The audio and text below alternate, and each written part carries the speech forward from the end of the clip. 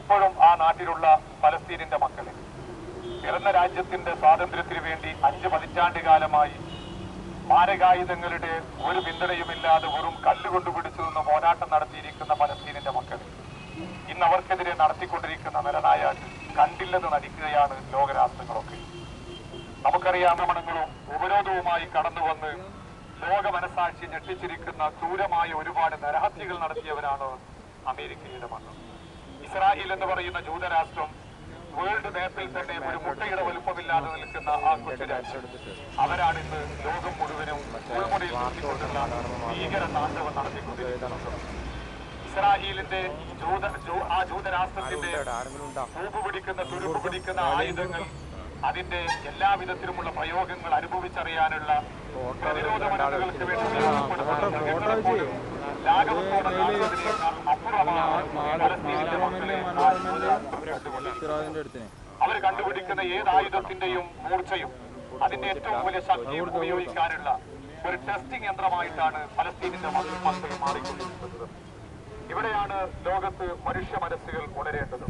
പലസ്തീനിലുള്ള പാവപ്പെട്ട മനുഷ്യനും മനുഷ്യനാണെന്ന് കാണാൻ ലോകരാഷ്ട്രങ്ങൾക്ക് സാധിക്കണം. ഐക്യരാഷ്ട്ര സംഘം എന്ന് പറയുന്ന ഒരു സംഘമുണ്ട്.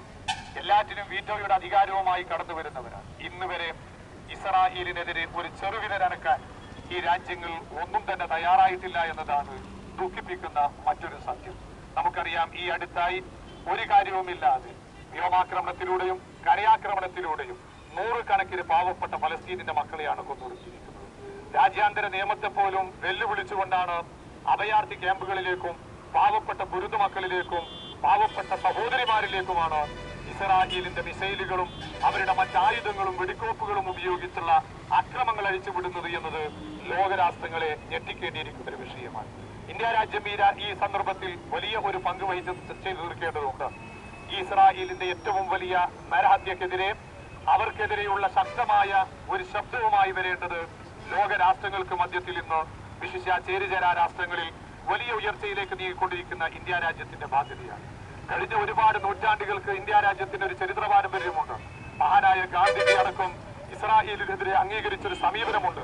ആ സമീപനത്തെ പോലും ഇന്ന് കാറ്റിൽ പരത്തിക്കൊണ്ടാണ് ഇന്ത്യ രാജ്യം ഇസ്രായേലുമായി കൊണ്ട് ആയുധ ഇടപാടുകൾ നടത്തിക്കൊണ്ടിരിക്കുകയാണ്.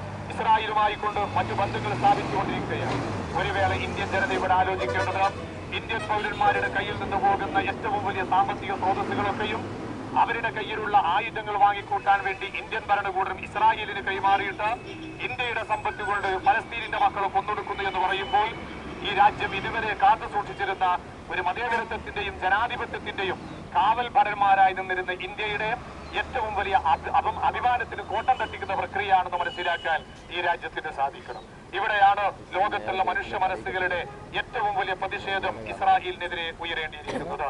ഇസ്രായേലിനെ ആരും ചോദ്യം ചെയ്യാനില്ലാത്ത അവസ്ഥയാണ്. നമുക്കറിയാം, ഇസ്രായേൽ ഭരണകൂടം പാവപ്പെട്ട പലസ്തീനിന്റെ മക്കളെ കൊന്നൊടുക്കുമ്പോൾ ആ രാജ്യത്തുള്ള പാവപ്പെട്ട മനുഷ്യന്റെ ജീവനേക്കാൾ വലുത് അമേരിക്ക കണ്ടത് അവരുടെ പൗരന്മാരുടെ വിലയാണ്. 3 യുദ്ധക്കപ്പലുകളാണ് ഇസ്രായേലിന്റെ കടൽ തീരത്ത് വന്ന് ക്യാമ്പ് ചെയ്തിരിക്കുന്നത്. കാര്യം എന്തെന്ന് അന്വേഷിച്ചപ്പോൾ അക്രമങ്ങൾ നടക്കാൻ സാധ്യത കുറവാണ്, വല്ലതും സംഭവിച്ചാൽ